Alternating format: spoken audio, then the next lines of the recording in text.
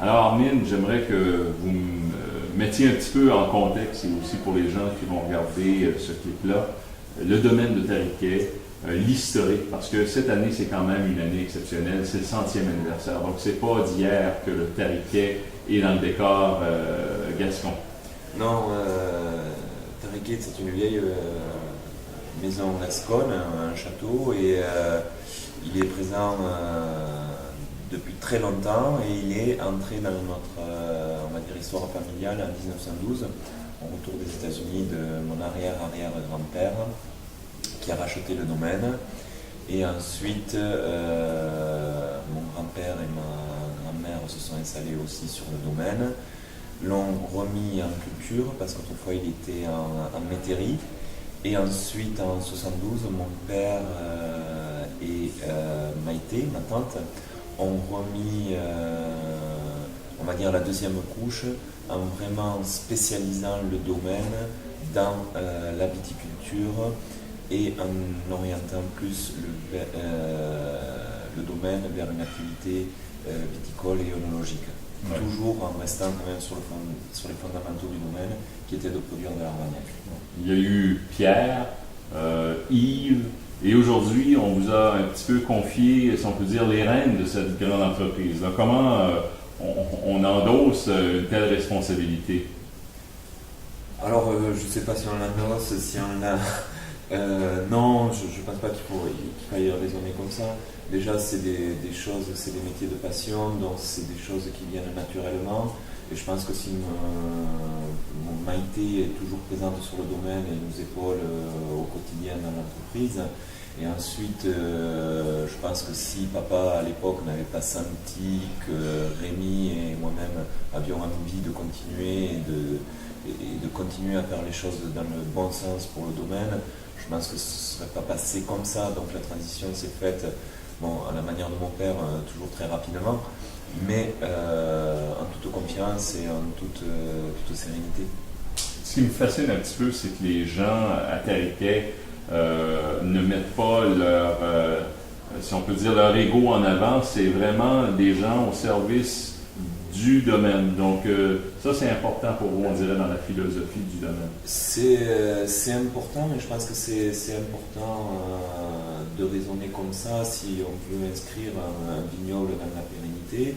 Je pense que les hommes doivent rester au service du domaine et du matériel végétal qui est le vignoble, que l'on va entretenir, que l'on va succéder.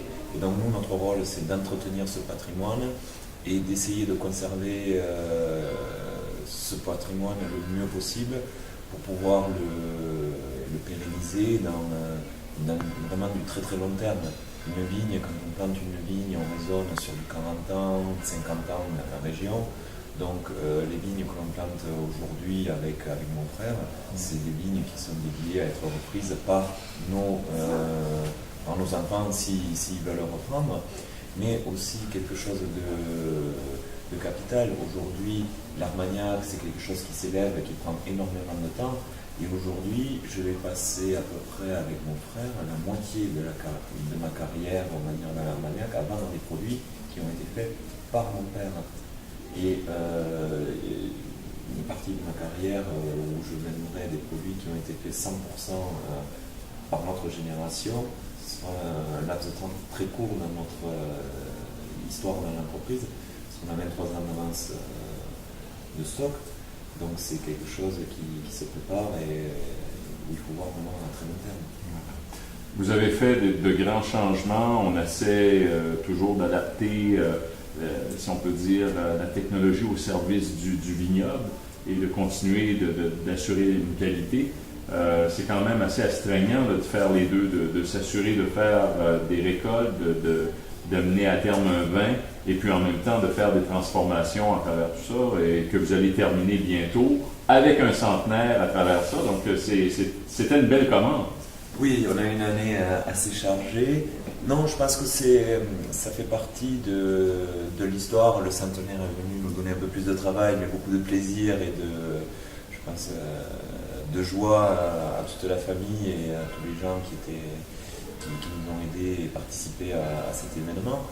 Mais je pense une entreprise qui n'investit plus, qui stagne dans ses investissements, n'est plus pérenne. Donc aujourd'hui, ce que l'on recherche dans nos investissements, c'est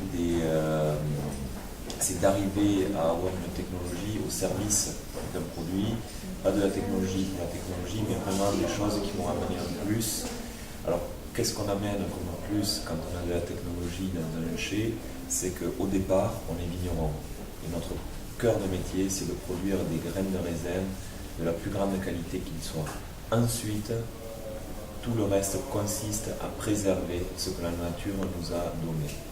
Et tous les outils qui vont être employés, à chaque fois qu'on manipule un vin, on l'abîme. Donc notre but, c'est de moins toucher au produit, le moins souvent possible.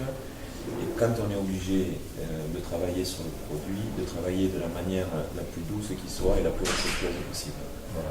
En terminant, les Grassa voient l'avenir comment avec Terriquet? Parce qu'on est dans un contexte où on offre un produit de vin, mais aussi à la fois dans un monde très compétitif et qui devient de plus en plus, puisqu'il y a un raffinement de plus en plus évident de tous les pays qui essaient là, de tirer leur épingle du jeu. Alors je pense que c'est pour ça que l'investissement est absolument nécessaire pour rester en fait dans la compétition. Ensuite, je pense qu'il faut toujours aussi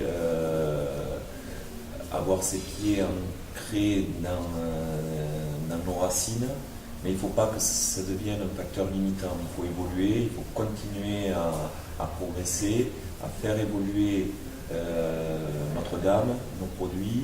On a notamment sur notre produit phare qui est le classique, fait évoluer aussi à l'occasion du centenaire l'assemblage pour lui donner un peu plus de vivacité, un peu plus de longueur en bouche, mais toujours en préservant ses qualités intrinsèques qui sont un produit qui amène beaucoup de fraîcheur, beaucoup de plaisir.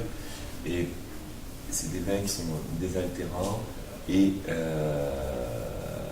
l'on peut marier avec tout un tas de cuisines, on va dire, internationales de manière assez simple. Voilà. Armin Grassa, merci beaucoup pour ce temps consacré et puis encore peut-être un autre centenaire. Allons-y pour une longue vie. Avec grand plaisir. Merci.